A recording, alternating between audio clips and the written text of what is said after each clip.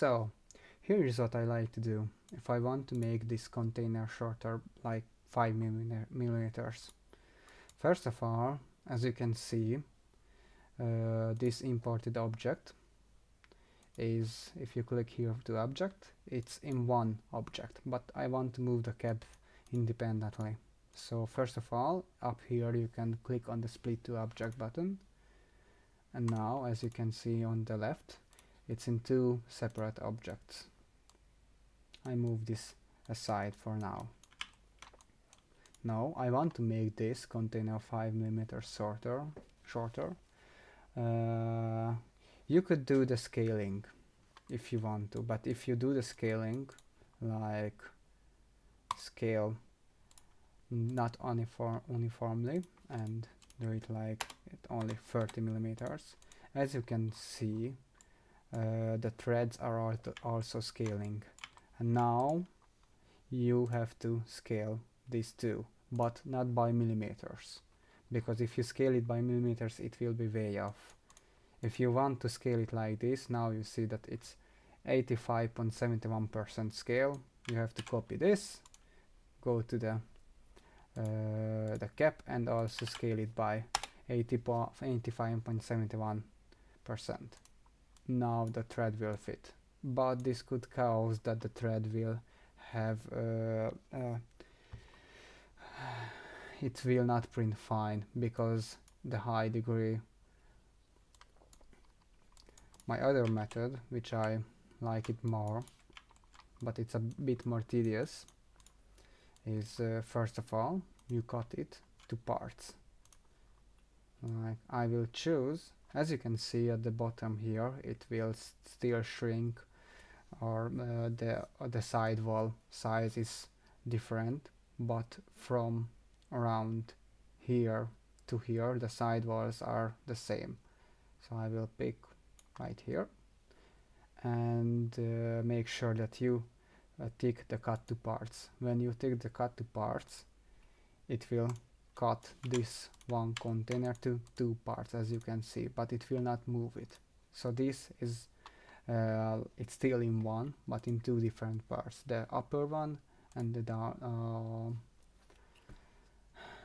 and the bottom one. So now if I want to make this container 5 millimeters shorter, I will choose the bottom one. At scale, I will check how tall is it. So it's 25.56, like this. Now you can see it. The bottom one is 25.56 millimeter tall. So I get this number. I put it in a calculator.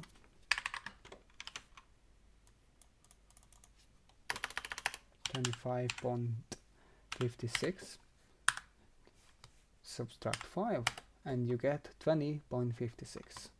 But now I could do that. I set it to 20.56, but with this, you see, this will move also, but not by 5 millimeters.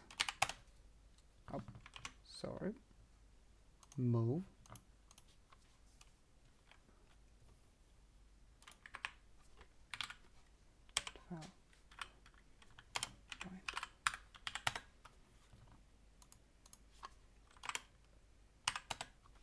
You see, if I shrunk the underside by 5 millimeters, the top part is not, it's not moved by 5 millimeters. So you have to manually set it to height.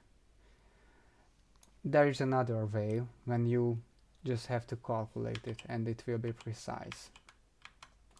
So we cut it there. Now I want to make it 5 millimeters shorter. So I check the size, 25.56. 25.56 minus 5 millimeter, we get 20.56. So what I want to do is choose the whole object.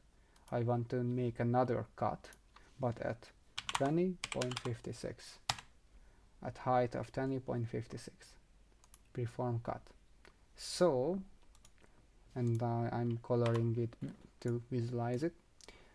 This object now has three parts: the upper one, the 5mm part which I want to delete, and the bottom one.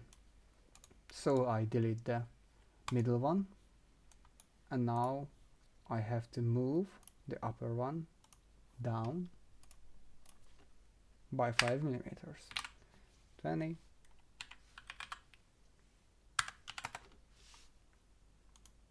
So I subtract 5mm from the Z height.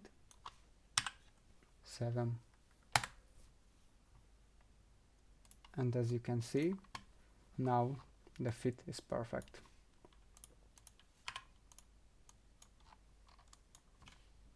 This way you don't have to scale it. The thread scaling is still the original, but the whole container is 5mm shorter. This is my favorite tactic, but there are also other tactics.